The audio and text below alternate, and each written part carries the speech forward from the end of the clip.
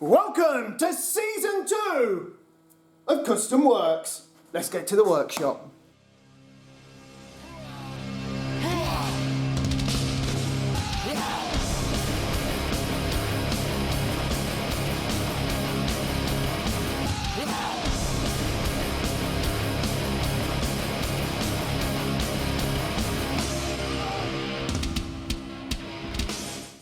What we're going to be doing is looking at, we have a van. Now we've got to put lots and lots of things inside it to make the food, to do the food van thing. So what we're going to be looking at is all those brackets, all those bits, just all the things, and also we're going to be searching for all those sort of hidden cubby holes and little areas where we can fit cool stuff in.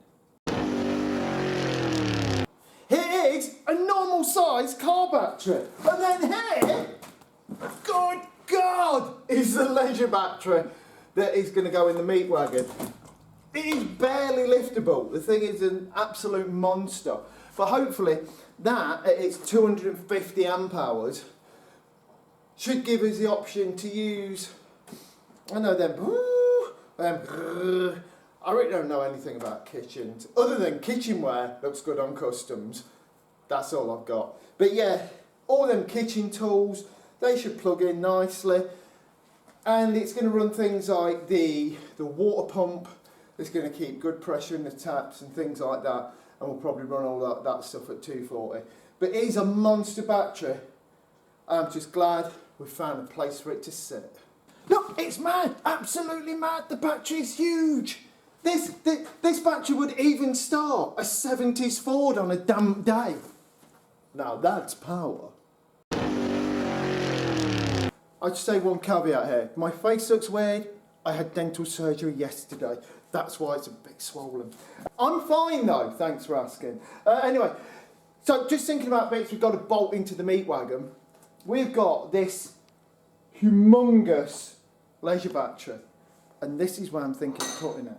So I'm thinking that leisure battery will fit in here pretty damn well. So, I have some mild steel and some bar. I've made this battery tray. Just tacked it together. Pretty simple stuff. Use this bar, threaded the end of the bar, get some wing nuts on there, and I've got two bars that go across and hold the battery in there. And that should make all of that pretty good.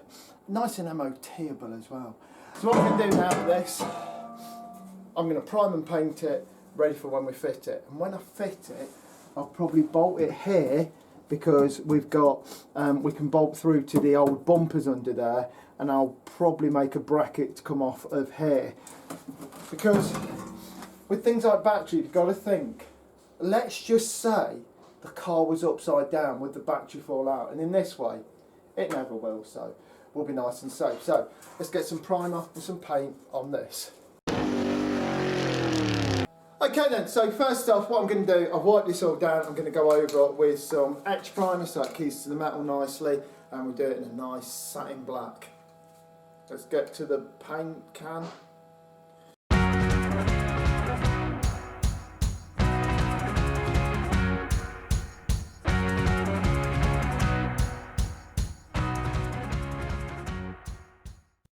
And so I primed it, and now what I'm going to go over it with a coat of Stone Guard Black. It just makes things not chip as bad, just makes things work a bit better.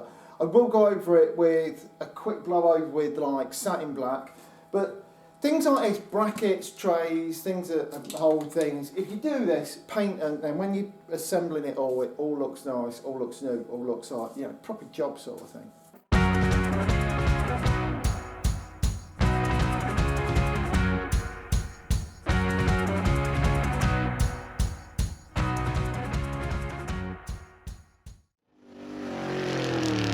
Right, so that battery tray, we got it all painted up. Everything's painted, and we went with etch primer, Stone Guard, and then with the satin black, so it'll be nice and durable and wear well. And here it is.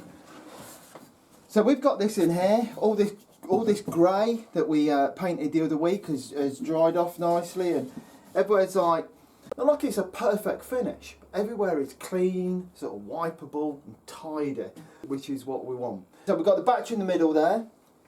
This battery is absolutely humongous. It should run the bits in the back of the van perfect. And then also, we've got the air ride pumps. Now, these pumps have probably not got the duty cycle to run a full air system.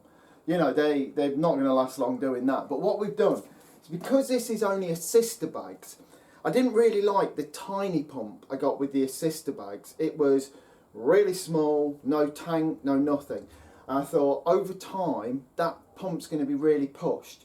So what I've done, I've fitted these two pumps, which are a larger compressor with a small tank. And what we're going to do, we're going to use a pump and a tank per bag. So they will operate this nice and easy, and they'll be under no stress because they're not really pumping much up. The way we've mounted them, we managed to tuck them down here, and these spaces normally just stay void, but those tanks are just fitted in there fantastically. And also here you can see some of the start of Hot Rod Building legend Lee Cox's wiring. We've got wiring to headlights now. We're starting to get some trunking in so we can feed wires through for other stuff. And if we look at the front of the van, actually a headlight. Look at that. It's got eyes again. It's got eyes. Again, brilliant. All right then, so the meat wagon needs some handles. You've got to be able to get in.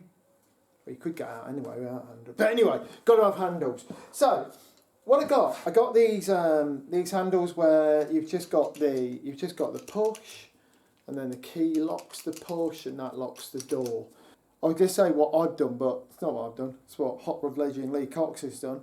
He's extended this because, of course, we bring the top of the door out, so we need a little bit of extension.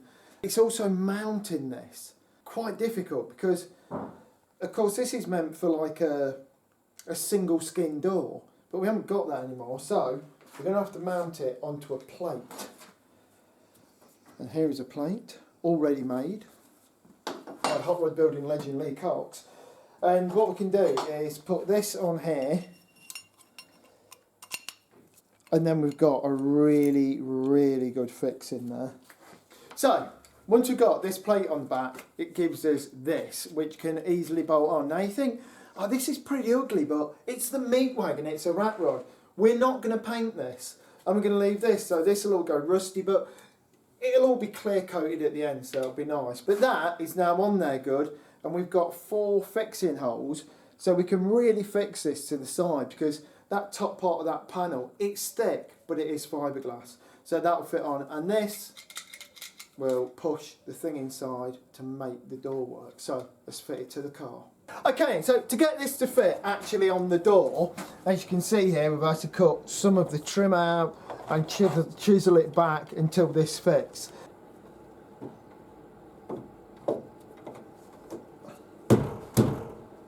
There it is, in there. That should line up with the bit inside. I'll just put the screws in now and then we can test it.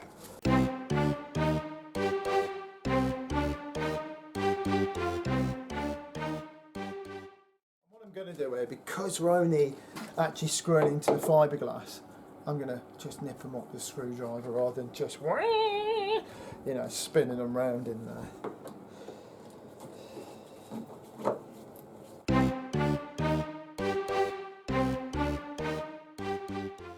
Right, so latch is on now, and as you can see, we can shut the door, shut.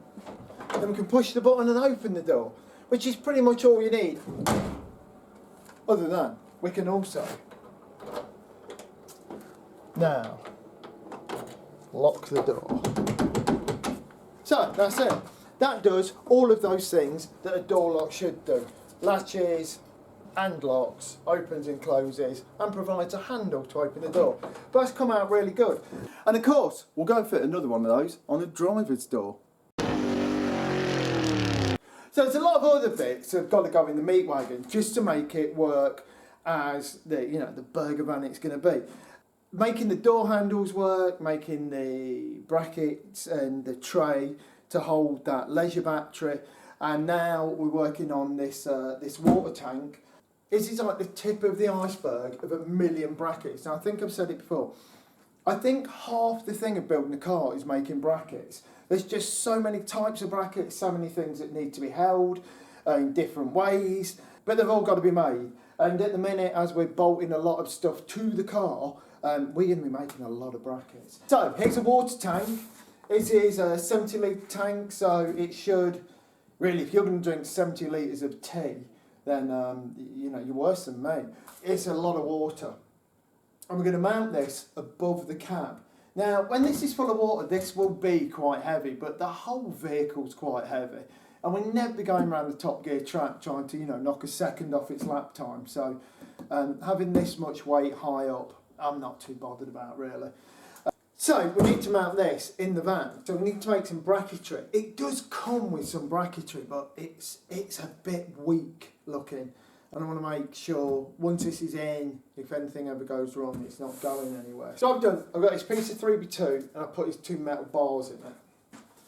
And these are going to fit around here, and then there'll be a steel strap over here with some big wing nut bolts. So if you do need to remove the tank, you can get the tank out. How have I made this? Well, first off, what I've done is cut this piece of 3x2, and then I've drilled these, M12 tapped them, and I'm going to put these bars in, and I'm going to bond those into the wood, so we've got a nice, strong bracket.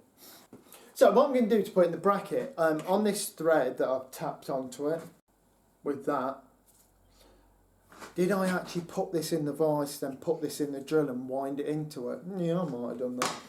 Anyway, so this wants to go in there. So what I'm going to do is liberally apply some mitre fix onto the thread. I have wiped this thread and got all the oil off it, by the way. And then I'm going to wind it into the wood. And then when I feel it come out the bottom, which is about just there, I'll spray some activator on, and that should be locked in there forever once that's dried. And also, same with this side, just glue it, screw it down, and it should be in there forever. Right, so that is a really good fit, really tight, fits in there nice. Once these will pull together, and these will screw down to the plywood ceiling that separates like the front bit of the meat wagon from the cab bit. So that's all done. However, I don't know who designed this thing, but why they couldn't just put this filler in the middle, because when I bring my strap over, I don't want to encroach on this. So what I'm going to have to do is make a piece of flat steel that comes around this and down and onto there to clamp it down. This side, just nice, easy, straight piece. But, yeah, this has got to come round and then back into there. So, let's make that. We now have our 2 brackets, and we have this top piece on here, this top strap that will have some big wing nut bolts on, so it's down, but we can easily get the tank in and out. But, as I was saying, look, got the filler there, and I need to connect to there. So I've cut this piece of flat, and what I'm going to do, I'm going to make a curved piece that comes round to there. So I've cut this hole in this piece of cardboard and put that over there. Find the edge of the metal just there, which is there. And then I should be able to feel my way around on here. Little ends there, that'll come round there. Nice around there.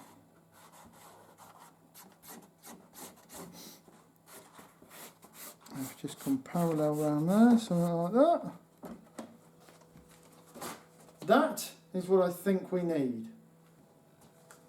Okay then, so there's my template. That's looking pretty good.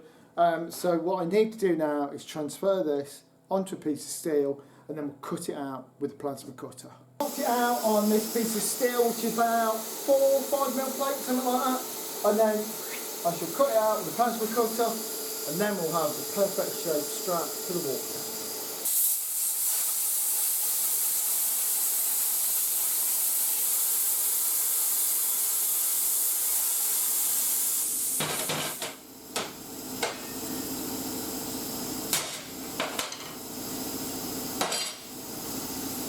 And there we go. Just get that clean up with the grinder. Now it's time to weld it on there, get a hole in, get that job done.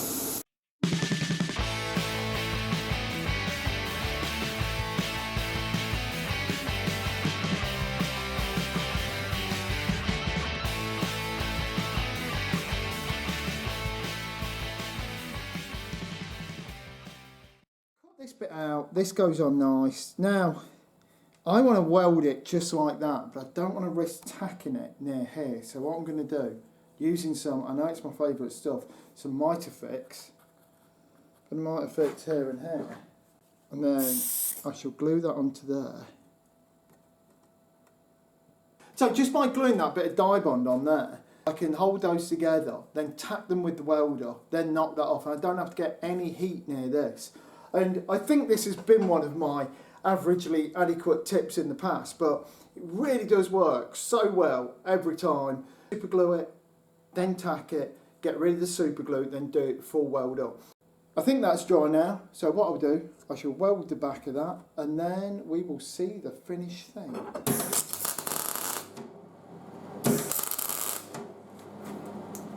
Right, so I've tacked that side. What I'll do now, knock this up, clean it off with a grinder, and then I will fully weld it and then grind it down.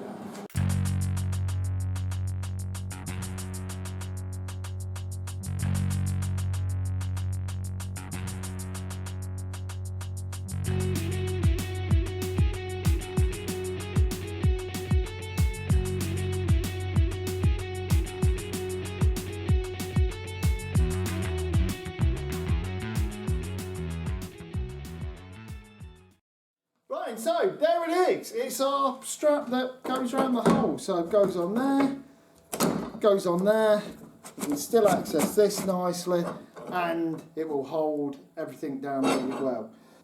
All that's left to do with this now is just give it a coat of paint. So I'll go coat of H primer, coat of black stone chip, and then finish it off with a coat of satin black.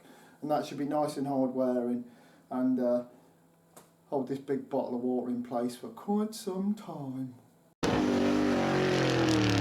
Right, and so, water tank in the meat wagon.